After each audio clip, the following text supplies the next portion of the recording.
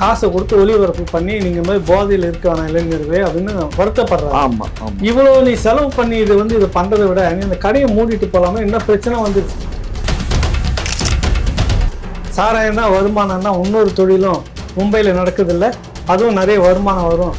வருமானம் தான் நாட்டுக்கு சேவைக்கு நல்லது, இதுதான் சாராயத்தை கடை திறக்கிறனாக்கா அதையும் திறந்துட்டு போய் சொன்னார்ல. அடுத்து இல்லாமல் நீங்கள் மத்திய அரசு பணம் தரல, வருமானத்துக்கு எங்களுக்கு வேறு வழியில் சாராயம் விற்கிறோம், அது இதோட பெஸ்ட்டான தொழில் இல்லை. என்னங்க எங்க வருமானம் ஏங்க நீங்க தான் நீங்க பேசுறது எப்படி இருக்குன்னா, நீங்க ரொம்ப தவறான ஒரு கண்ணோட்டத்திலேயே எங்க அரச பாக்குறது வந்து நீங்க வந்து மஞ்ச காமால கண்ணு கொண்டு பாக்குறீங்க. அமைச்சரை ட்ரோல் பண்ணியிருக்கிறாங்க, ஒரு அமைச்சரை இப்படி பொய்யா சொல்றாங்கன்றப்ப ஏன் வழக்கு நடவடிக்கை எடுக்கிறாங்க? சவுக்கு சங்கம்னு சொல்ல வரல, யார் பண்ணாங்க? ஆடியோ யார் வெளியிட்டு? அது ஆடியோ வெளியிட்டு சவுக்கு சங்கம் நான் தான் வெளியிட்டேன்னு சொல்றாருல்ல, நான் தான் வெளியிட்டேன் அப்படிங்கிறான். அவன் கஞ்சாவை குடிச்சிட்டு வளர்றான், அவன் பேச்சை கட்டிட்டு நான் பேர்ல வழக்கு போட இயலுமா சொல்லுங்க? அந்த தனம் பண்றாளு அந்த ஆளு, அவர் ஒரு போலீஸ் ஆபீசரா இருந்தவரு, அவரு தரங்கட்ட தனமா நடந்துக்கிறாரு. சரியா வழக்கு போட மாட்டேங்கிறீங்க, அண்ணாமலை மேல போட மாட்டேங்கிறீங்க, இந்தான்றீங்க அதான்றீங்க. எச் ராஜா வந்து பெரியாரை வந்து தப்பா பேசுனது, அப்போ வந்து புகார்லாம் கொடுத்தாங்க, பெரிய மனிதர்கள்லாம் சேர்ந்து கொடுத்தாங்க, இன்ன வரைக்கும் நடவடிக்கை எடுக்கல. உங்க தந்தையை பத்தி குற்றம் சொன்னதுக்கு ஏன் அப்படி நடுங்குது உங்க கை காலங்களாம்? கை கால ராஜாவை நாங்க பார்த்தாக்கா உங்களுக்கு கை காலம் நடுங்குதா இல்லையா? ஆட்டி வைக்கிற அரசாக செயல்படக்கூடிய ஒன்றிய அரசை நாங்க ஓரளவுக்கு தழுவி போகணுங்கிறதா எங்களுடைய நோக்கம். எல்லாரும் தழுவி போனாரு எடப்பாடி, அடிமை அரசுன்னு சொன்னீங்களா இல்லையா? அது அவரு தழுவி போனது வேற. அவரு எங்க தலைவர் நேற்று கூட சொல்லியிருக்காரு, கரப்பான் பூச்சி போல போய் பதவிக்கு வந்தாருன்னு சொல்லியிருக்காரு. நாங்க அந்த மாதிரி எல்லாம் சொல்ல மாட்டோம். அவரு அங்க போய் அடிமைத்தனமாகத்தான் இருந்தாங்க, புரிஞ்சுக்கோங்க. நாங்க அடிமைத்தனமா இல்ல. எவ்வளவு பெரிய துரோகம் தெரியுமா நீங்க பண்றது? யார் சொன்னா? கடந்த ஆட்சியில எதிர்த்தீங்களே நீங்க. சார் ஏவா வேலை விட்டு நீங்க போராட்டம் பண்ணீங்களா? சார் நாங்க ஆளுங்கட்சியா, நீங்க என்னங்க தப்பு தப்பாவே பேசுறீங்க? நாங்க எதிர்கட்சியா இருக்கும் போது நாங்க பண்ணா தானே அரசியல் பண்ண இயலும். நாங்க எதிர்கட்சியா இருக்கும் போது அரசியல் பண்ணோம். இப்ப ஆளுங்கட்சியா வந்து என்ன வைக்க வேண்டியது இருக்கு? என்னங்க வைக்க வேண்டியது இருக்கு? ரோசம் இல்ல என்ன ரோசம்? நான் வெளிப்படையே ஏமாத்துறேன்றீங்க நீங்க. நீ கடையை மூடிட்டு அவன் குடிக்கிறத விட்டுருவாங்க. அதாச்சு கொரோனா நேரத்துல நடந்துச்சு, அதானே நம்ம பேசணும் ஏற்கனவே. இவன் வந்து நீங்க மூடுங்க, அது நடக்குதா இல்லையா பாருங்க. அண்ணாச்சி வணக்கம். வணக்கம் வணக்கம் அண்ணாச்சி. நீண்ட நாள் ஆச்சு உங்களை பார்த்து. ஆமா, சோ உங்களை பார்க்கலான்னு உங்க அலுவலகத்துக்கு வந்தேன். எப்படி இருக்கீங்க? நல்லா இருக்கேன், நீங்க எப்படி இருக்கீங்க? நான் நலமா இருக்கேன். டாஸ்மார்க் வந்து ஒழியணும்னு சொல்லிட்டு நீங்க அழுவல, நான் அழுவல, நம்ம முதலமைச்சர் அழுகுறாரு. கரெக்டா? ஆமா. டிவி விளம்பரத்துல வந்து இப்பயும் அதை ஒளிபரப்பு மக்கள் வரி பணத்துல காசை கொடுத்து ஒளிபரப்பு பண்ணி நீங்க மாதிரி போதையில் இருக்கான இளைஞர்களே அப்படின்னு வருத்தப்படுறாங்க. இவ்வளவு நீ செலவு பண்ணி இது பண்றதை விட நீ இந்த கடையை மூடிட்டு போலாமா? என்ன பிரச்சனை வந்துருச்சு? நீங்க இங்க பாருங்க, கடையை மூடுறது ஒரு ப்ராப்ளமும் இல்லை. வருஷத்துக்கு ஒரு 40,000 கோடி வருமானம் வருது. இந்த 40,000 கோடி இன்றைக்கு வந்து நம்ம வந்து என்னன்னு கேட்டிங்கன்னா, ஒன்றிய அரசு நம்ம கிட்ட வரி வசூல் நிறைய பண்றாங்க. அவங்க வரி வசூல் பண்ணிட்டு அவங்க நமக்கு கொடுக்கறது வந்து அந்த வரி வசூல்ல இருந்து கொடுக்கறது ஒன்றும், அதாவது 29 பைசா தான் அவங்க தர்றாங்க. எல்லாம் முழுமையா கொடுத்துட்டு தான் இருக்க, முன்ன பின்னதான் ஆகுதுன்னு சொல்லிட்டு நிர்மலா சீதாராமன் இங்க பாருங்க, நிர்மலா சீதாராமன் அது ஒரு பொய் தான். நீங்க உண்மையை பேசுறவங்க, நாங்க உண்மை. நான் இப்ப சொல்றேன், நான் ஒரு இப்ப வந்து ஒண்ணும் இல்ல, அந்த அம்மா பேசுறாங்களே ஜிடிபி ஒரு ரூபாய் 9 பைசா தான் நமக்கு மொத்தத்துக்கு வருது. பிற மாநிலங்கள்ல எல்லாம் 4% கொடுக்குறாங்க. அந்த 4% நம்ம வந்து தமிழ்நாடு தான் இந்தியாலேயே அதிகமான வரி கொடுக்கக்கூடிய மாநிலம் மும்பை, அது அடுத்து தமிழ்நாடு. ஸோ 2ஆம் இடத்துல இருக்கும். நம்மகிட்ட வாங்குற பணத்துல நீங்க எவ்வளவு வேணாலும் எடுத்துட்டு நமக்கு ஒரு 4 பைசா ஜிடிபி கொடுத்தா நம்ம வந்து ஓரளவுக்கு வந்து சமாளிக்கலாம். இப்ப அது தவிர இந்த ஆசிரியர்களுக்கு கொடுக்க வேண்டிய அந்த பணத்தை கூட 270 கோடி ரூபாயை நிறுத்தி வச்சு அவங்க பாவம் இந்த ஓரளவுக்கு தான் இப்போ வந்து தீபாவளி நேரத்துல நம்ம தமிழ்நாடு அரசு கொடுத்தது. இது ஒன்றிய அரசு கொடுக்க வேண்டிய பணம். இந்த மாதிரி ஒவ்வொரு இதுலயும் வந்து அவங்க ஒன்றிய அரசு நமக்கு தரதில்லை. Very simple. நீங்க பார்த்துருப்பீங்க அவங்க பட்ஜெட் போடும்போதே தமிழ்நாடுக்கு எத்தனை மொத்தம் இந்த தென்னாட்டுக்கு பூரா சேர்த்து அவங்க ஒதுக்கின பணம் ஊபிக்கும் குஜராத்துக்கும் கொடுத்தாங்க. புரிஞ்சுக்கோங்க, மொத்தம் 9,000 அதெல்லாம் கரெக்ட். சாராயம் வைக்கிறது தப்புன்னு பேசுறது யாரு? சாராயம் போன ஆட்சியில நம்ம கனிமொழி அம்மா இருக்காங்கல்ல, உங்க கட்சி தானே? ஆமாங்க. நிறைய விதவைகள் இருக்குது தமிழ்நாடு, நாங்கள் வந்தால் அந்த சாராயத்தை ஒழிச்சிடும் பேசுனீங்களா இல்லையா? இல்ல நான் கேட்கறது சொல்றேன், எஸ் ஆர் நோ சார்? இதெல்லாம் பேசுனதான் இல்லைன்னு சொல்லல. தூத்துக்குடி பொதுக்கூட்டத்துல பேசுனாங்கல்ல, உண்மைதான். அதிகம் விதவைகள் இருக்குது தமிழ்நாடு, கரெக்டா? இப்ப எங்க போச்சு? ஏன் அப்ப வந்த உடனே நிறுத்தணும்னு சொல்லிட்டு ஏன் இப்ப கதை எழுதிட்டு இருக்கிறீங்க? அதைத்தான் கொஞ்சம் கேளுங்க. அதாவது நான் என்னன்றாங்க, சாராயத்துல தான் அப்படின்னு நீங்க பேசிட்டு வக்காலத்து வாங்காதீங்க. சாராயத்துலங்கிறது இல்ல, சாராய கடை எதனால ஓபன் ஆச்சுங்கிறத உங்க நண்பர் இருக்கிறார்ல, அரசியல் நண்பர் திருச்சி வேலுசாமி, ஒரு காலகட்டத்துல உங்களுக்கு எதிராக பேசிக்கிட்டு இருந்தார்ல மேடைகள்ல, ஸ்தாபன காங்கிரஸ் காமராஜர் கூட இருக்கிறப்ப ஒரு வார்த்தை சொன்னார்ல, சாராயம் தான் வருமானம்னா இன்னொரு தொழிலும் மும்பையில நடக்குது இல்ல, அதுவும் நிறைய வருமானம் வரும், வருமானம் தான் நாட்டுக்கு சேவைக்கு நல்லது, இதுதான் சாராயத்தை கடை திறக்கிறேன்னாக்கா அதையும் திறந்துட்டு போயின்னு சொன்னார்ல. அடுத்து இல்லாமல் நீங்கள் மத்திய அரசு பணம் தரல, வருமானத்துக்கு எங்களுக்கு வேறு வழியில் சாராயம் விற்கிறோம், அது இதை விட பெஸ்ட்டான தொழில் இல்லை? சொல்லுங்க, நீங்க யோசிக்காதீங்க, பட்டுன்னு சொல்லுங்க. நீங்க வந்து பேசுறது நான் சொல்லல, உங்க கூட இருக்கக்கூடிய இன்னைக்கு காங்கிரஸ் கட்சியில் இருக்கக்கூடிய செய்தி தொடர்பாளர் இருக்கக்கூடிய திருச்சி வேலுசாமியை கடந்த காலங்கள்ல இது எல்லா அரசியல் கட்சி திமுகவும் அதிமுக மாறி மாறி வந்த 2 பேருக்குமே பொருந்தும். நீங்க சாராயத்தாலத்தான் பல குடும்பங்களுடைய தாலியை அறுத்து தான் இந்த வருமானத்தை பெருக்கணும்னா அப்படி ஒரு திட்டமே வேண்டியது. அப்படி பெருக்கல சார். நீங்க நிஜத்தை புரிஞ்சுக்கோங்க. புரட்சி தலைவர் எம்ஜிஆர் ஏற்கனவே முத்தமிழறிஞர் டாக்டர் கலைஞர் அவங்க சாராய கடை திறந்தாங்க, எல்லாமே திறந்தாங்க, திரும்ப மூடிட்டாங்க. அவங்க ஆட்சி காலத்திலே திறந்தாங்க, அவங்க ஆட்சி காலத்திலே மூடிட்டாங்க. அதுக்கப்புறம் எம்ஜிஆருடைய ஆட்சி வந்துச்சு. எம்ஜிஆருடைய ஆட்சியில கொத்து கொத்தா கிருஷ்ணகிரி மாவட்டத்திலையும் தர்மபுரி மாவட்டங்களையும் 200 பேர் 300 பேர் கல்யாண வீடுகள்ல இளவு வீடுகள் எல்லாம் இறந்தாங்க. அப்ப நான் எம்ஜிஆரை போய் நான் வேற ஒரு காரணத்துக்காக போய் பார்க்க போனப்போ எம்ஜிஆரே வந்து ஆரம் வீரம் பண்ணிட்டு அப்ப பேசிட்டு இருக்காரு. பேசிட்டு இருக்கும்போது நான் அப்படி தள்ளி நிக்கிறேன், அப்ப பக்கத்துல கூப்பிடுறாரு, நான் பக்கத்துல தான் நிக்கிறேன். இந்த சாராயத்துல கள்ள சாராயத்தை குடிச்சு இறந்து போறாங்க, என்ன செய்யலான்னு ஆரம்பிப்பட்ட கேட்கிறாரு.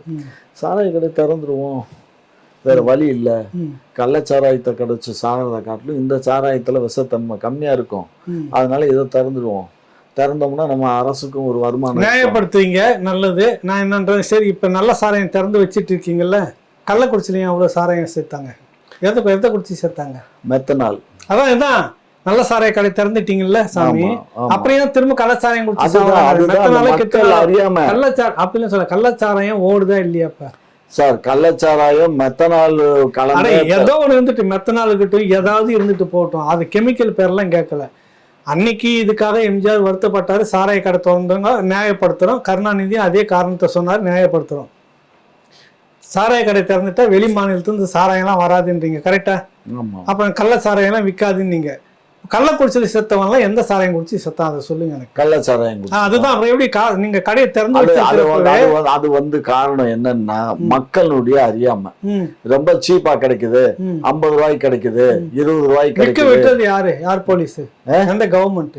கவர்மெண்ட் எங்க கவர்மெண்ட் தான், நம்ம கவர்மெண்ட் தான், இல்லைன்னு சொல்லல. அங்க இருக்கக்கூடிய காவல்துறையினுடைய ஸ்லாக்னஸ், காவல்துறையினுடைய ஒரு தவறான ஒரு நடவடிக்கையின் காரணமாகத்தான் இது நடந்திருக்கு. இதுக்காக நம்ம அரசு மட்டும் இல்ல, இங்க தமிழக மக்களே வெக்கி தலை குனியக்கூடிய ஒரு சூழ்நிலை ஏற்பட்டுச்சு. அதனாலதான் அந்த குடும்பங்களுக்கெல்லாம் ஒரு 10 லட்சம் ரூபாய் தலைவர் கொடுத்தாரு. இனிமேலாவது இந்த கள்ளச்சாராயத்தை குடிச்சு செத்து போகாதீங்கடான்னு சொல்லி போன வாரம் கூட ஒரு டிவியில எல்லாம் பேட்டி கொடுத்தாரு.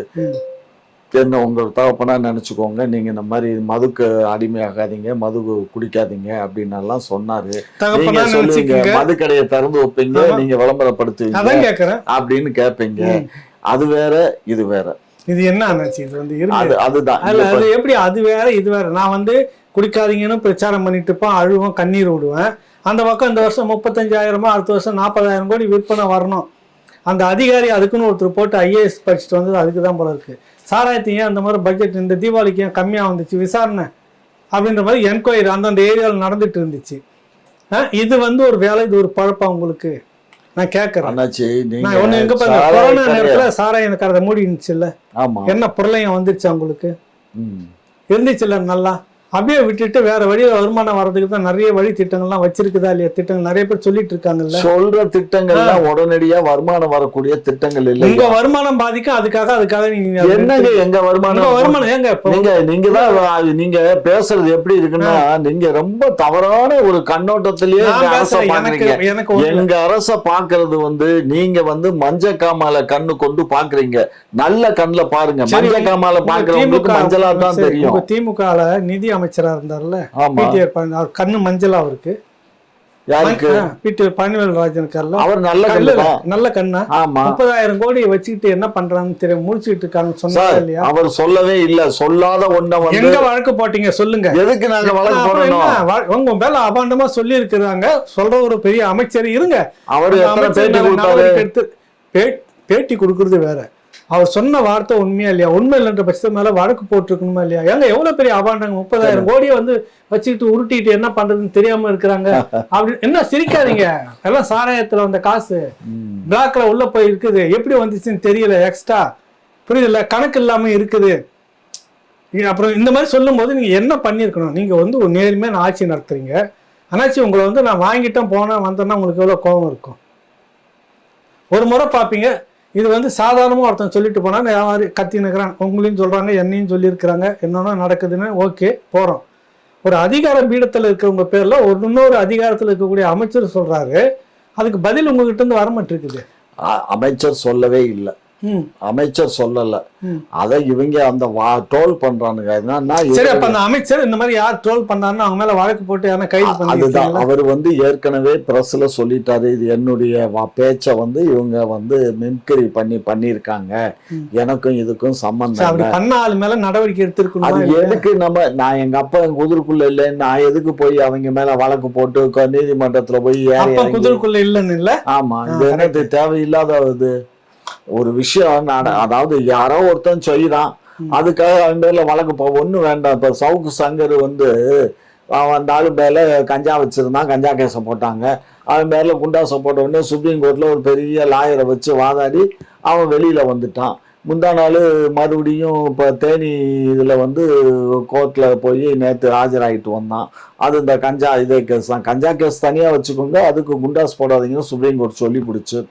ஆகையினால இப்போ அது போன்ற ஒரு குடியார பசங்களை, ஒரு கஞ்சா குடிக்கிற பசங்க ஏதாவது பேசுனா அதுக்கெல்லாம் போய் நாங்க வழக்கு தொடுத்தா என்ன அசிங்க? சுப்ரீம் கோர்ட் வரையும் போய் அந்த வழக்கு கஞ்சா குடிக்கிற பையன் சொல்றீங்க, அப்புறம் அவர் மேல ஏகப்பட்ட வழக்கு போட்டு நீங்களே தான் உள்ள அனுப்புறீங்க. எனக்கு பிரச்சனை இப்ப அங்க இல்ல, அமைச்சரை ட்ரோல் பண்ணிருக்கிறாங்க, ஒரு அமைச்சரை இப்படி பொய்யா சொல்றாங்கன்றப்ப ஏன் வழக்கு நடவடிக்கை எடுக்கல? அது சவுக்கு சங்கர்னு சொல்ல வரல, யார் பண்ணாங்க? இந்த ஆடியோ யார் வெளியிட்டு? அது ஆடியோ வெளியிட்டு சவுக்கு சங்கர் நான் தான் வெளியிட்டேன்னு சொல்றாருல்ல, நான் தான் வெளியிட்டேன் அப்படிங்கிறான்.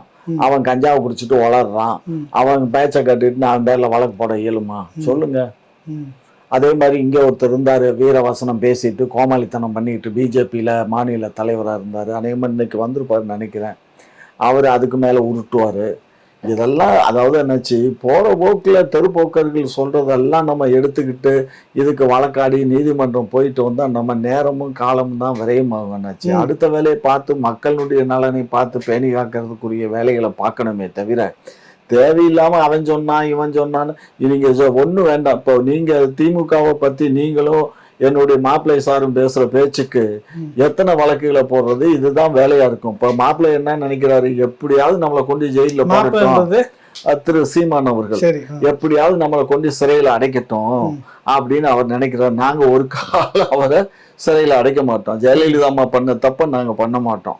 ஜெயலலிதா பண்ண தப்பே வந்து நீங்க உங்க தலைவர் தானே பண்ணாரு. அவர் தூக்கி சிறையில வச்சுட்டு அடிக்கடி வச்சது உங்க தலைவர் தானே வச்சாரு. அவரை வேற யாரும் அதான் அந்த தப்ப நாங்க பண்ண மாட்டோம். ஏன்னா அந்த மாதிரி பண்ணணும்னா உங்களுக்கு இன்னும் கொஞ்சம் வளர்ச்சி அடையுமே தவிர அது வீழ்ச்சி அடையாது.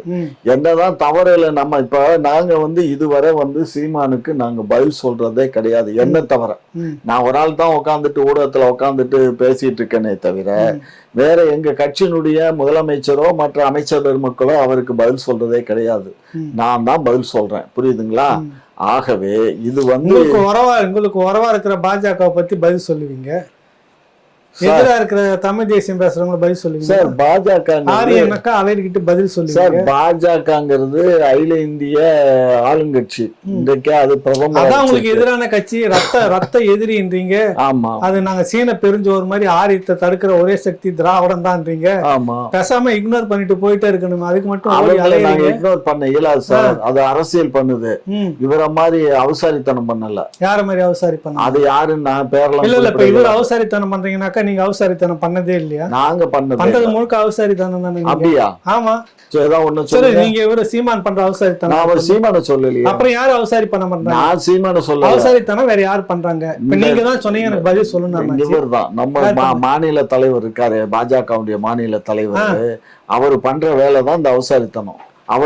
பாஜக அவசாரித்தனம் பண்ணுதுன்னு சொல்றீங்க. ஆமா, கரெக்ட். அப்புறம் இந்த பாஜக கூட அண்ணாமலை ஒரு போராட்டமும் பண்ண மாட்டேங்கிறீங்க. அவர் இருங்க, அவர் எத்தனை எங்க மேல வழக்கு இது பண்ணாரு. சரி, ஏதாவது வழக்கு தொடுத்தாரா? ஒண்ணுமே இல்ல, தொடுக்கலையே. அதான் ஏன் அவங்களுக்குள்ள அண்டர்ஸ்டாண்டிங்கானு கேக்குறேன். நான் என்ன அது பேசுறது எல்லாம், அதாவது என்னாச்சு, அவங்க அந்த ஆளு பண்றது பூராமே அந்த தனம் தான். நான் அதை திரும்ப என் வாயில சொல்ல வேண்டாம். அந்த தனம் பண்றாளு அந்த ஆளு. அவர் ஒரு போலீஸ் ஆபீசரா இருந்தவரு. அவரு தரங்கட்ட தனமா நடந்துக்கிறாரு. சரி, ஏன் வழக்கு போட மாட்டேங்கிறீங்க? அண்ணாமலை மேல போட மாட்டேங்கிறீங்க, இந்தான்றீங்க அதான்றீங்க. எச் ராஜா வந்து பெரியாரை வந்து தப்பா பேசுனதுக்கு அப்போ வந்து புகார்லாம் கொடுத்தாங்க, பெரிய மனிதர்கள்லாம் சேர்ந்து கொடுத்தாங்க. இன்ன வரைக்கும் நடவடிக்கை எடுக்கல. உங்க தந்தையை பத்தி குற்றம் சொன்னதுக்கு ஏன் அப்படி நடுங்குது உங்களுக்கு கை காலங்களாம்? ராஜாவை நாங்க கை காலம் நடுங்குதா இல்லையா? அது எச்சில் ராஜா. இல்ல அப்ப ஏன் நடுங்குது கை காலம்? யார் சொன்னா? ஐயோ கைய புடிச்சுக்கோங்க, நடுங்குது. நடுங்குறத வச்சுதானே இன்ன வரைக்கும் போக மாட்டேங்கிறீங்களா? அவர்கிட்ட பாருங்க, வழக்கு அவர் மேல எத்தனை வழக்கு இருக்கு, ஏன் கைது பண்ணல? யார புகார் கொடுத்ததுக்கு ஏன் கைது பண்ணல? சார் இங்க பாருங்க.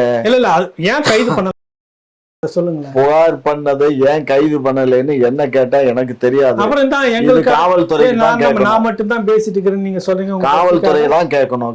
நீங்க கேட்டு சொல்லு. ஏன்பா மானக்கேடா ஒருத்தர் பேசுங்கிறாரு தலைவரை பத்தி, இவர் ஏன்பா கைது பண்ண மாட்டேன் கேள. நீங்க தான் தலைவர் படத்தை வச்சு அடுத்து பேசட்டும். நானே தளபதி படம் பாக்கெட்ல வச்சு வழக்கெடுக்க சொல்லி நானே நீதிமன்றத்துல கார்பஸ் வந்து தாக்கல் பண்றேன். யார் மேல வழக்கு போட சொல்லி? இவர் மேலதான் பண்ணணும். நிஜமா போட்டுருவீங்க? கண்டிப்பா போடுவேன். எப்ப அடுத்து ஏதாவது பேசட்டும் தலைவரை பத்தி. இப்ப பேசுறதுக்கு போடுங்க. பேசுனதுக்கு இப்ப போட டைம் ஆகி போச்சு, முடியாது. இனி பேசினா போடுங்க. இல்ல கொடுத்த புகார் இருக்குது, அந்த புகாரின் மேல நடவடிக்கை எடுங்க அப்படின்னு போய் கொடுங்களா? கொடுப்போம், கொடுத்துருவோம். இவ்வளவு அசிங்கமா கேட்டுக்கிறாரு உங்களை. நீங்க அது பார்க்க மாட்டேங்கிறீங்க. அண்ணாமலை உங்க பேர்ல நிறைய சொன்னாரு, வீடியோ ஃபைல் எல்லாம் விட்டாரு. அந்த ப்ரூவ் பண்ணுவேன்னாரு, எதையாவது ப்ரூவ் பண்ணாரா? நீங்க கேஸ் போட்டு உள்ள இழுத்து ப்ரூவ் பண்ண சொல்லி இருக்கணுமே. கைது பண்ணினாரா? தலைவர் இருந்தா யாரா இருந்தாங்க, யாரா இருந்தா என்ன? உங்களை பத்தி அவதூறு பேசுறாரு இல்லைங்களா? கைது பண்ணி உள்ள வைங்க, வரட்டும், கோர்ட்டுக்கு வரட்டும். ஏன் அப்படியே கண்டு கையை அப்படி கட்டின்னு அங்கன்னா நிக்கிறீங்க, இங்கன்னா எகிரி அப்படியே 10 கத்தியை சுத்தின்னு வரீங்க. இந்த பக்கம் எங்க பக்கம்னாக்கா புரியல. அந்த பக்கம்னா கையெல்லாம் கட்டிக்கிறீங்க, இப்படியே அடக்க ஒடுக்கமா இருக்கிறீங்க. இருங்க, இந்த பக்கம்னா ஒரு 10 கத்தி வச்சு சொல்றீங்க. இருங்க சார், சொல்றீங்க. கரூர்ல இப்ப 4 செக்ஷன்ல வழக்கு போட்டுச்சு. யார? திரு சீமான் அவர்கள் மீது. சரி, இப்ப அவரை கைது பண்ணியாச்சா? சொல்லுங்க. பண்ணுங்கன்ற. ஏன் பண்ணாம இருக்கிறீங்க? பாருங்க, பாஜக மேல நாங்க நடவடிக்கை எடுக்கிறதுக்கு சொல்றீங்க. புகார் வாங்கினா இந்த கதையை சொல்றீங்க. புகார் வாங்கினா புகாரின் பேர்ல ஒரு எஃப்ஐஆர் போடுறோம், அவ்வளவுதான். அத நாங்க இனி விசாரணை பண்ணுவோம், அதுல உண்மை தன்மை தெரிஞ்சுக்குவோம். எத்தனை மாசமா? அது எவ்வளவு நாளும். அதை பத்தி உங்களுக்கு என்ன கவலை? பேருக்கு சீமான கைது பண்ணாம வச்சுட்டு பத்தியா நாங்க பாஜக மேல யார் மேலயும் நடவடிக்கை எடுக்கல. அதே மாதிரி நாங்க சீமான் மேலே நடவடிக்கை எடுக்கல. பாத்தீங்களா நாங்க எப்படி இருக்கிறோம்? நீட்டுலா அந்த பக்கம் நேரா பாஜக கூட உறவு. இவ்வளவு கேஸ் கொடுத்தாருங்க, இவ்வளவு சொத்து பட்டியல் உங்களுக்கு இருக்குன்னு கேஸ் கொடுத்தாருல. என்ன பண்ணிருக்கு நிரூபிக்கட்டுமே. இவ்வளவு சொத்து பட்டியல் இருக்குன்னு அவங்க தான் இடி இருக்கு, இடியட் இருக்கு, இன்கம் டாக்ஸ் இருக்கு, சென்ட்ரல் எக்சைஸ் இருக்கு, எல்லாமே அவங்க கண்ட்ரோல்ல தானே இருக்கு. சொல்லி எடுத்து எல்லாத்தையும் எடுத்துட்டு போட்டுமே, யாரு வேண்டான்னா சும்மா கதை விடலாம்னாச்சு, யாரு வேணாலும் பேசலாமே தவிர நீங்க உள்ளுக்குள்ள ராசி ஆயிட்ட மாதிரி சொல்றாங்களா? அப்புறம் அப்படி எல்லாம் ராசியாவது கத்து. அது அன்னைக்கு அண்ணா சமாதி, கலைஞருடைய சமாதிக்கு போனப்ப அன்றைக்கு ராஜ்நாத் சிங் வந்திருந்த போது இவர் வந்திருந்தாரு. உடனே வாங்கன்னு பேரை சொல்லி கூப்பிட்டாரு தலைவர். சரி, அது என்ன ஆச்சு உங்களுக்கு மட்டும்? கலைஞர் ஸ்டாம்ப் வெளியிடுறப்ப பாஜகவே தான் வேணும், அப்புறம் அவர் சிலையை திறக்கிறப்ப பாஜகனுடைய, அதுவும் ஆர்எஸ்எஸ்ல இருந்து உங்க வெங்கையா நாயுடு ஐயாவே வேணும் பாஜக. அப்புறம் இந்த அந்த நினைவு இடத்தை திறந்தாங்கல்ல ஒரு சமாதி, அதுக்கு பாஜக ராஜ்நாத் சிங்கே தான் வேணும். இதுக்கெல்லாம் இந்த பாஜகவே வேணும். காங்கிரஸ்ல இருந்து யாரும் கூப்பிட மாட்டீங்களோ? இல்லைங்க, நீங்க தப்பு தாளங்கள் போடுறீங்க. ஆட்சியில யார் இருக்கா? ஆட்சியில யார் இருக்கா? ஆட்சியில இருக்கிறவங்கள தான் கூப்பிடணும்னு உங்களுக்கு என்ன வேண்டுதல் இருக்குன்னு கேட்டா, ஆட்சியில இருக்கவங்க என்ன வேண்டுதல் ஆகல? காங்கிரஸ் சொக்கத்தங்க சோனியா முன்னாடி கூப்பிட்டு இருந்தீங்களா இல்லையா? அவங்க கூப்பிட்டு பாருங்க, அவங்க கூப்பிட்டு பாருங்க. ஒரு விஷயம் புரிஞ்சுக்கோங்க, ஆட்சியில இருக்கிறதுனால நாங்க கலைஞருடைய நாணயம் வெளியிடணும்னு சொன்னோம். அவங்க அதுக்கு ஒத்துழைப்பு கொடுத்து அந்த நாணயத்தை வெளியிட்டாங்க. வெளியிடுறதுக்கு ஒரு ஃபங்க்ஷனை நாங்க பண்ணணும், தமிழ்நாடு அரசு பண்ணுச்சு. அந்த தமிழ்நாடு அரசு நாணய வெளியிட்டு கூப்பிடாம பண்ணலாம். இதுக்கு முன்னாடி பல மாநிலத்துல பண்ணி இருக்காங்க. எடப்பாடியே நிறைய நடந்திருக்கு. உங்களுக்கு மட்டும் ஏன் சாமி வெள்ளை கொடை பிடிச்சுன்னு போய் நிக்கிறீங்க? என்ன கணக்கு பாருங்க. ஒரு விஷயம் புரிஞ்சுக்கோங்க, ஆளுகின்ற அரசுக்கு ஆட்டி வைக்கிற அரசாக செயல்படக்கூடிய ஒன்றிய அரசை நாங்க ஓரளவுக்கு தழுவி போகணுங்கிறதா எங்களுடைய நோக்கம். எல்லா தழுவி போனாரு எடப்பாடி, அடிமை அரசுன்னு சொன்னீங்களா இல்லையா? அது அவரு தழுவி போனது வேற. அவரு எங்க தலைவர் நேத்து கூட சொல்லியிருக்காரு, கரப்பான் பூச்சி போல போய் பதவிக்கு வந்தாருன்னு சொல்லியிருக்காரு.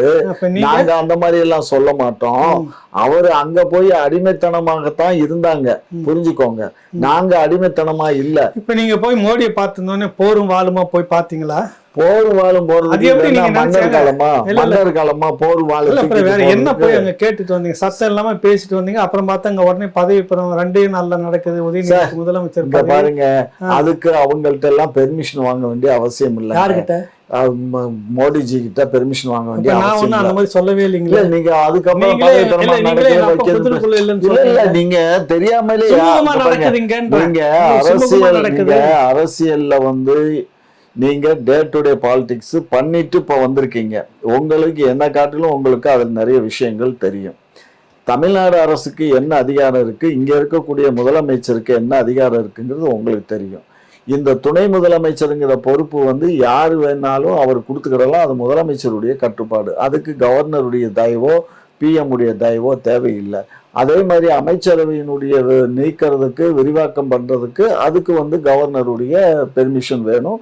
அது இவங்க எத்தனை பேரை நீக்கணும் அப்படின்னா அவர் பண்ணித்தான் ஆகணும். அது கவர்னருக்கு அது அவங்க தமிழ்நாடு அரசு தமிழ்நாடு அரசுல எந்த ஒரு மக்களால் தேர்ந்தெடுக்கப்பட்ட அரசு சொல்லுதோ அதை செஞ்சு கொடுக்குற வேலைக்கு தான் கவர்னருக்கு. அதை மறுக்கிற வேலை கவர்னருக்கு கிடையாது, அவங்க பண்ணணும்.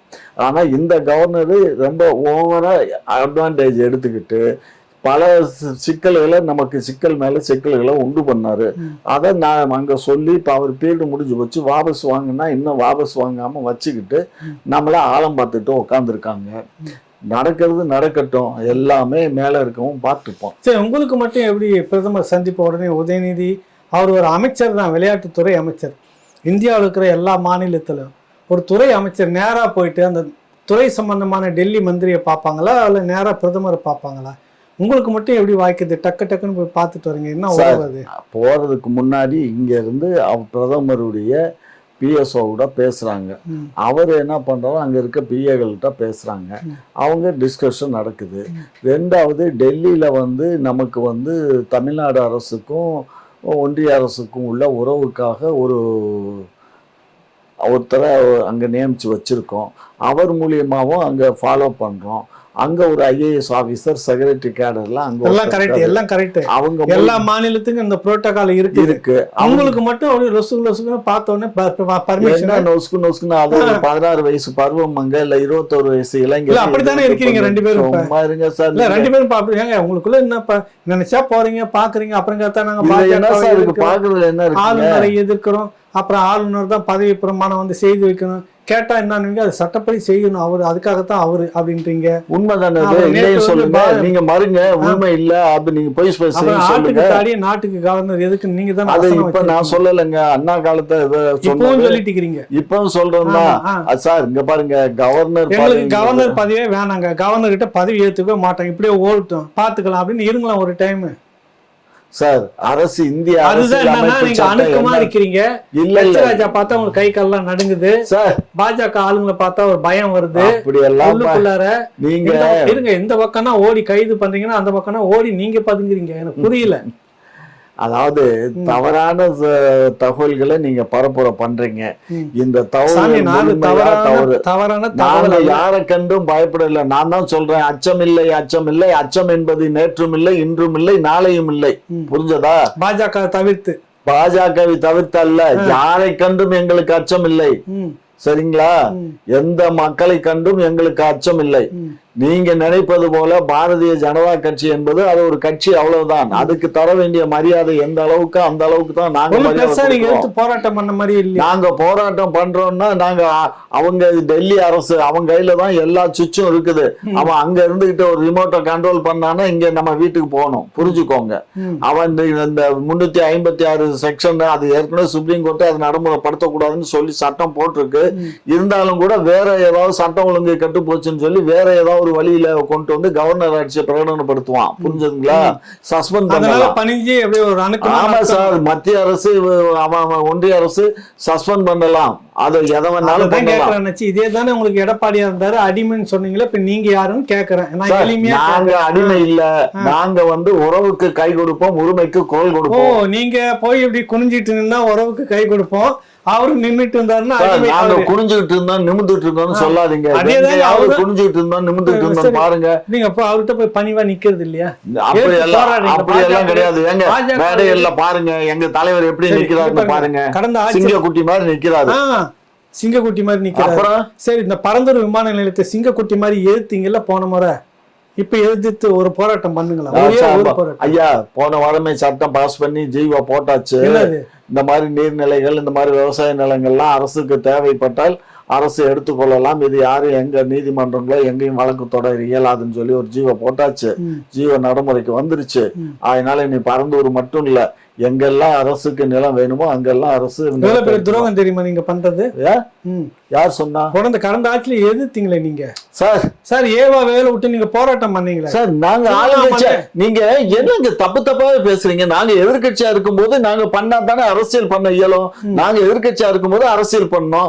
இப்ப ஆளுங்கட்சியா வந்து நமக்கு என்ன வைக்க வேண்டியது இருக்கு? என்னங்க வைக்க வேண்டியது இருக்கு? ரோசம் இல்ல. என்ன ரோசம்? நான் வெளிப்படையே ஏமாத்துறேன்றீங்க நீங்க. ஏமாத்துறோம் இல்ல. என்ன நீங்க நாங்க ஆளுங்கட்சியா இருக்கும் போது போராடுவோம், மக்களுக்கு நல்லது செய்யணும்னு நாங்கள் நினைப்போம்.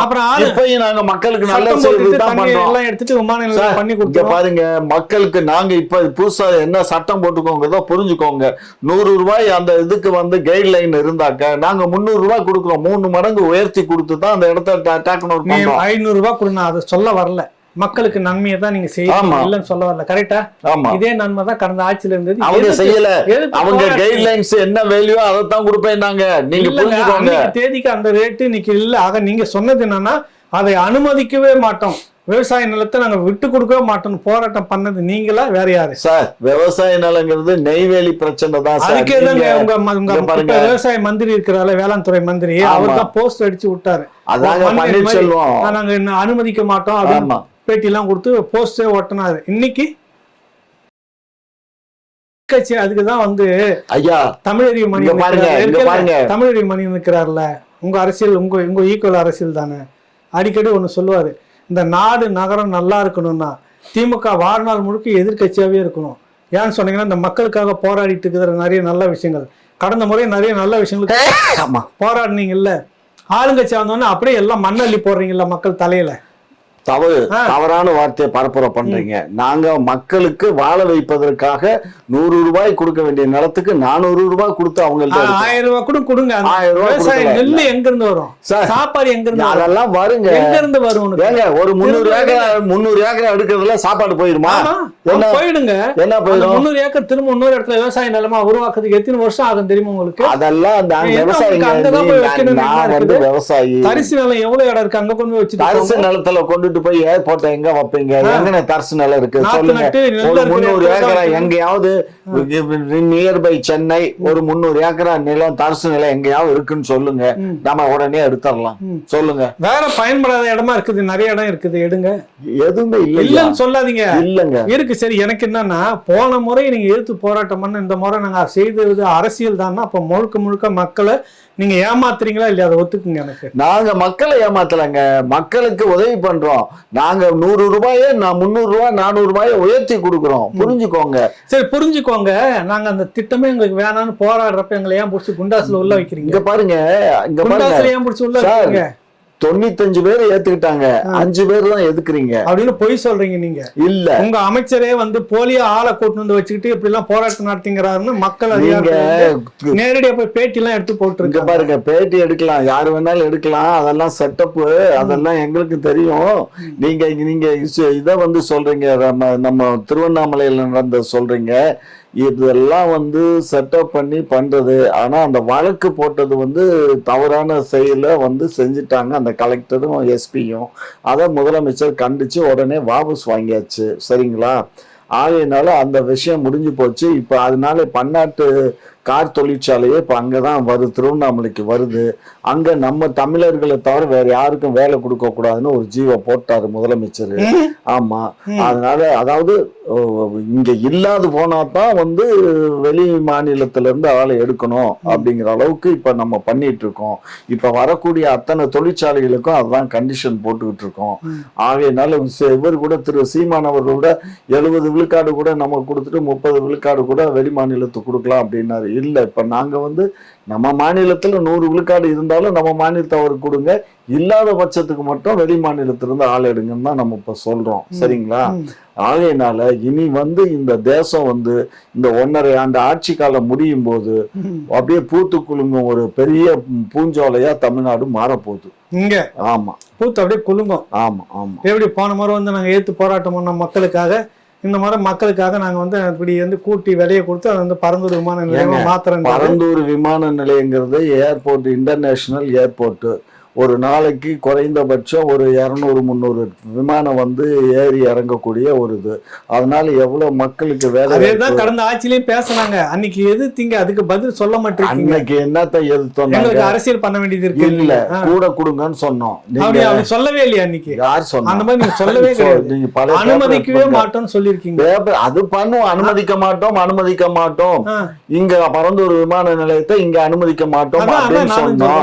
அப்ப இப்ப வந்து பணத்தை கூட்டி கொடுன்னா நீங்க எதுவும் சொல்லவே இல்ல. அப்பயும் சொன்னோம். இப்ப வந்து பணத்தை கூட்டி கொடுத்து மக்களுடைய ஆதரவு எங்களுக்கு வந்துருச்சு. இப்ப பரந்தூர் விமான நிலையத்துக்கு 98 விழுக்காடு எங்க பக்கம் வந்துட்டாங்க. அவர் 2 விழுக்காடு தான் அங்க உண்ணாவிரதம் அது இதுன்னு உட்கார்ந்து இருக்காங்க. அவங்களையும் இப்ப கவனிச்சிட்டோம். எல்லாம் சரியாயிடுச்சு. அவ்வளவுதான், சரியாயிடுச்சு. ஆமா, இப்ப எப்படி பார்த்தாலும் 1.5 வருஷத்துல அப்படியே பூத்து குலுங்க தமிழ்நாடு. ஆமா, தமிழ்நாடே வந்து பூஞ்சோலையா மாற போது நீங்க பார்க்கத்தான் போறீங்க. போதையில வந்து கீழே உண்டு இருக்கிறத சொல்றீங்க சார். போதையில கீழே விழுகுதான் வைக்கிறீங்க. நாங்களா போய் குடிக்க சொன்னோம்? சொல்லுங்க. வாடா கடையை திறந்து வச்சிருக்கோம், வந்து வாங்கடான்னு கூப்பிட்டோமா? ஏதோ ஒரு திரைப்படத்துல ஒருத்தன் சொல்லுவான், டேய் வா எங்க கடையில வந்து நீ ஜவுளி வாங்குன்னு. இப்ப கூட ஜவுளி கடைக்காரன் கூட ரோட்ல போயில கூப்பிடுவோம். நான் கடைக்காரன் கூப்பிட்டான், வா அது மாதிரி நாங்க பிராந்தி கடையை திறந்து வச்சுட்டு வா நான் கூப்பிடுறோம். அவன் கடை திறக்கிறதுக்கு முன்னாடியே போய் கியூல நிக்கிறாங்க. இவங்களை என்ன செய்ய சொல்றீங்க?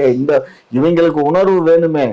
இவனுங்க போய் குடிக்கிறானுங்களே, இவங்க குடிக்கிறத விட்டுட்டாங்கன்னா நாங்க கடையை மூடிடுவோமே. நீ கடையை மூடிட்டா அவன் குடிக்கிறத விட்டுருவாங்க. அதாச்சு கொரோனா நேரத்துல நடந்துச்சு, அதானே நம்ம பேசணும் ஏற்கனவே. இவன் வந்து நீங்க மூடுங்க, அது நடக்குதா இல்லையா பாருங்க. இவன் குடிக்கிறத விட சொல்லுங்க, நாங்க மூடி. அப்படிலாம் இந்த கதையெல்லாம் பேச. வியாபாரம் இல்லைன்னா நாங்க எது கடை திறக்கிறோம்? வியாபாரம் நடக்குதுங்களா இல்லையா? அண்ணாச்சி, வியாபாரம் நடக்கிறது சாத்தியப்பட்டுச்சா இல்லையா? அதை சொல்லுங்க. சாத்தியப்பட்டுச்சு, மூடிடுங்க. அவன் வரமாட்டான். கள்ளச்சாராயத்தை எங்கன்னா முட்டி மோதி கடைசியா அதை விட்டே போயிடுவான், வேணான்னு விட்டு. நடந்துச்சு, கொரோனா நேரத்துல நடந்தது. எல்லாம் உட்காந்து எங்க போய் கள்ளச்சாராயம் காய்ச்சினா எங்க குடிச்சான், நல்லா தானே இருந்தான், உயிருக்கு பயந்து வாழ்ந்தான். அப்ப அந்த மாதிரி கடையை சாத்துரு. அவன் இந்த பக்கம் நீங்க காய்ச்சனா உள்ள தூக்கி போட்டோன்னா 5 வருஷம் தானே, இதுக்கு மேல வெளியே வர முடியாது. 4 இடத்துல பண்ணுங்க, தானா நடக்குது இல்லையா? கட்சி நீங்க முதல்ல கை கட்டிக்கின்னு உட்காந்துருங்க. இல்ல இப்ப நீங்க என்னென்னமோ பேசுறீங்க, இவ்வளவு நேரம் என்ன இதெல்லாம் சொன்னீங்களே, இதுக்கெல்லாம் என்ன ரெமெடி இருக்கு? நாங்க செய்யறோம்னு வச்சுக்கோங்க, நாங்க செய்யறதெல்லாம் தப்பையா, நீங்க என்ன ரெமெடி? இப்ப நீங்க சொல்றீங்க பணம் வர்றதுக்கு இதுலதான் பணம் வருதா, வேற வழி இருக்கா, அது இருக்கு இது இருக்கு அப்படிங்கிறீங்க. எதுல இருக்கு? எந்த தொழில இருக்கு? இப்போ பால் பண்ணை நாங்க வச்சிருக்கோம், பால் பண்ணையில இப்ப 38 லட்சம் லிட்டர் இப்ப கையாளுறோம். அது இப்ப மற்றவங்களை காட்டிலும் நம்ம விலை 8 ரூபாய் கம்மியா தர்றோம். லிட்டருக்கு 8 ரூபாய் நம்ம இந்த உயர்தர பால் கம்மியா இருக்கு. இப்ப இன்னைக்கு கூட 1 ரூபாய் 50 பைசா மற்ற கம்பெனி எல்லாம் கூட்டிட்டான், விலையை கூட்டிட்டான். ஆனா நம்ம விலையை கூட்டல. உங்களுக்கு வருமானத்துக்கு வழி தெரியலன்றீங்க, அதானே? ஆமா, சொல்லுங்க. சாராயம் மட்டும்தான். வேற சொல்லுங்க. பாட்டாளி மக்கள் கட்சின்னு ஒண்ணு இருக்குது தமிழ்நாட்டுல, தெரியுமா? ஆமா, அது பெரிய அறிக்கையை கொடுத்திருக்கு, தெரியுமா? சாராயம் இருங்க, உடனே சார் எல்லாம் சொல்லக்கூடாது. நீங்க கேட்டீங்க, நான் பதில் சொல்றேன், முடிச்சிடறேன். சொல்லுங்க. அவங்க எல்லாம் இந்த திட்டங்களை வேற எந்தெந்த வகையில சாராயத்தை விற்காம வருமானத்தை பெரிய அளவுல ஒண்ணு கொண்டு வர முடியும்னு வச்சிருக்கிறாங்க, பேசுறாங்க. ஏன் நீங்க அதை நடைமுறைப்படுத்த மாட்டிருக்கீங்க? வாய் சொல்லில் வீரரடின்னு அன்றைக்கே பாரதி பேசினா. அது மாதிரி பாட்டாளி மக்கள் கட்சி சொல்றது வாய் சொல்ல. ஆமா, அவங்க அது அவங்க சொல்றது நடைமுறை சாத்தியம் இல்லாததை சொன்னா நடைமுறை சாத்தியப்படுத்த இயலுமா? சொல்லுங்க. அவரு பட்ஜெட் போடுவாரு, அவரே பட்ஜெட் போடுவார் சார். திட்டம் போட்டிருக்கிறாருங்க, பட்ஜெட் இல்ல. இந்த வகையில வருமானத்தை கூட்டலாம், வேற வேற தொழில் மூலமா வரலாம், இந்த 40,000 கோடிக்கு ஈடாக என்னன்னா செய்ய முடியும்னு கொடுக்குறாரு. நீ நடைமுறை உங்களுக்கு பிரச்சனை என்னன்னா, அது முழுக்க சாராயம் டீலர் யாரு, உற்பத்தி யாரு, அங்க இருக்கு பிரச்சனை. உங்களுக்கு மிடாஸ் நாங்க தான் வச்சு நடத்துறோம். 2 திராவிட கட்சின்னு நான் சொல்ல வரேன். ஜோக்கியம் அங்க புனிதர் நான் சொல்லவே இல்லை. அங்க மிடாஸ்னா உங்க பக்கம் என்னன்னா இருக்குது? 2 பேர் ஒரு கொஞ்ச நாளைக்கு முன்னாடி பேட்டி கொடுத்து வளர்னாங்க, ஞாபகம் இருக்குது அவங்களுக்கு? 2 முதலாளிகள் 2 அமைச்சராக இருக்கக்கூடியவங்க. கலைஞர் எங்களை அழைத்து கேட்டார், அவர் இருக்கும்போது நடந்தது. நாங்கள் வேண்டாம் என்று முடிவு எடுத்து விட்டால், அரசு தலைவர் சொன்னால் நாங்கள் உடனே அதை மூடிடுவோம். உடனே ஒருத்தர் பக்கத்துல இன்னொரு அமைச்சர் சொல்றாரு, நம்ம உறவினர்கள் தான் மூடிடுவோம். உறவினர்கள் தான் மூடிடுவோம் சொல்றதுக்கு நீங்க யாரு? தெரியுது அதுல இருந்து யாருதுன்னு. வருமானம் உங்களுக்கு வேற வகையில வந்துகிட்டு இருக்கு, அதை குறைஞ்சிடக்கூடாதுன்னு பாக்குறீங்க. இதுக்கு மக்களை காரணம் சொல்றீங்க, திட்டம் சரியில்லைன்றீங்க, வருமானத்துக்கு வேற வழியில இருந்தீங்க. பரப்புரை பண்ணாதீங்க. இப்ப சாராய ஃபேக்டரியில இங்க வாங்கலைன்னு வச்சுக்கோங்க, இவங்க இண்டன் போடலன்னு வச்சுக்கோங்க, வெளி மாநிலத்துல இருந்து வாங்குறான், புரிஞ்சுக்கோங்க. வெளி மாநிலம் இப்ப இங்க உற்பத்தி ஆகுறது எல்லாம் இங்கதான் டெலிவரி ஆகுதா? இல்ல, ஏன் வாங்குறீங்கன்ற நிறுத்துங்களேன். கொரோனா நேரத்துல நின்று போச்சு, என்ன கெட்டு போச்சுன்றேன். இங்க பாருங்க, திட்டம் நீங்க கேட்டீங்கன்னா, பாட்டாளி மக்கள் கட்சி, நாம் தமிழர் கட்சி ஒரு வரைவு வச்சிருக்கு. 2லுமே மிக அருமையான திட்டங்கள். இந்த 40,000 கோடி 50,000 கோடிக்கு வருமானம் என்ன வந்துருதுன்றதை பத்தி சொல்லி இருக்கிறாங்க. அதை எடுத்து நீங்க நடைமுறைப்படுத்துங்களேன். என்ன கெட்டு போகுதுன்னு நான் கேட்கறேன். பொறுத்திருந்து பாருங்க எங்க அரசு எந்த அளவுக்கு அதான் நான் தான் சொல்லிட்டேனே, இன்னும் 1.5 ஆண்டு காலத்துல இந்த தமிழகம் பூத்து குலுங்கும் ஒரு பூஞ்சோலையா. அது பூத்து குலுங்கட்டுங்க அண்ணாச்சி. அதுக்கு நடுவில் நீங்க டூயட் பாடிட்டு வாங்க, நாங்கெல்லாம் பார்த்து விசில் அடிக்கிறோம், கை தட்டுறோம். அப்படியே அழகா ஒரு டூயட் பாடிட்டே வாங்க. பூத்து குலுங்கல்ல தமிழ்நாடு. இனிமே சாராய சாவு இருக்காது, கலாச்சாரம் சாவு இருக்காது, வாரத்துல நாளைக்கு 2 கொலைகள் இருக்காது, புரியுது? இந்த மாதிரியான பிரச்சனைகள் எதுவும் இருக்காது. நீங்க தீபாவளி போனஸ் கேட்டு பல்வேறு அமைப்புகள்லாம் எவ்வளவு போராட்டம் நடத்தியிருக்கான். எங்க ஆட்சி காலத்துல யாராவது போனஸ் கேட்டு ஆட்சி இப்ப போராட்டம் பண்ணானா, எல்லாரும் அவன் கேட்கறதுக்கு முன்னாடியே எல்லாத்துக்கும் 20% போனஸ் கொடுத்தோமா, போக்குவரத்து தொழிலாளிக்கு 7,000 கோடியை ஒதுக்கீடு பண்ணி அவனுக்கு இப்ப சேர வேண்டிய பணத்தை எல்லாம் எடுத்து கொடுத்தோமா? என்ன பண்ணல, பணத்தை கொடுக்க போறீங்க. அவன் காலகாலமா கதறிக்கிட்டு யாரு அதிமுக வச்சுட்டு போனா 5,000 கோடி. ஆமா, நீங்க தானே வந்தோடனே செய்ய போறீங்க எல்லாம். அதான் செஞ்சுட்டோம். மருத்துவர்களுக்கான கோரிக்கை ஒண்ணு இருக்கு. மருத்துவர்கள் பாருங்க, நாங்க மருத்துவர்களுடைய கோரிக்கை இங்க பாருங்க, கோரிக்கை ஒண்ணு பாருங்க. 2,505 மருத்துவர்கள் பணியிடங்கள் காலின்னு சொல்லி அதுக்கு பரீட்சை நடத்தி எல்லா ஏற்பாடும் பண்ணி அப்பாயின்மெண்ட் போடுற ஸ்டேஜ் வந்த உடனே ஏற்கனவே கொரோனா காலத்துல வேலை பார்த்தவங்க என்ன பண்றாங்கன்னா, நாங்க வந்து கேஸ் போட்டாங்க.